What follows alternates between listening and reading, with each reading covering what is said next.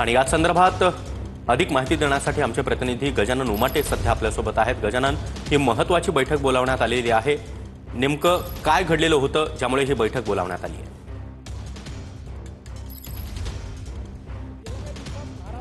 आमदारांनी तक्रारी केलेल्या आहे की काही IPS अधिकारी आणि IAS अधिकारी त्यांचा प्रोटोकॉलनुसार सन्मान करत नाही किंवा त्यांच्याशी वागत नाही। त्यामुळेच विधिमंडळ विशेषाधिकार समितीनं गृह सचिव, मुख्य सचिव, पोलीस महासंचालक आणि सामान्य प्रशासन सचिव यांना बोलावलेलं आहे 20 तारखेला आणि समजून सांगण्यात येणार आहे, बैठक बोलावलेली आहे की प्रोटोकॉलनुसार प्रत्येक आमदाराला वागणूक मिळावी। जर भविष्यात कुठल्या आमदाराची तक्रार आली तर संबंधित अधिकाऱ्यावर विधिमंडळ विशेषाधिकार समिती कारवाई करेल, अशा प्रकारच्या सूचना देण्यासाठी आणि प्रत्येक विभागाच्या सचिवांनी आपापल्या खाली असलेले अधिकारी जे आहेत त्यांना सूचना द्यावी की प्रोटोकॉलनुसार आमदारांची वागणूक द्यावी आणि त्यासाठीच ही बैठक जी आहे ती बोलावण्यात आलेली आहे। सगळ्यात महत्त्वाचं आहे की काही आमदारांनी तक्रार केलेली आहे आणि महाराष्ट्रातील 288 आमदारांच्या वतीनं विधिमंडळ विशेषाधिकार समितीनं ही बैठक बोलावलेली आहे, ज्यामध्ये सांगण्यात येणार आहे मुख्य सचिव, गृह सचिवांना, पोलीस महासंचालकांना की IAS आणि IPS अधिकाऱ्यांनी आमदारांशी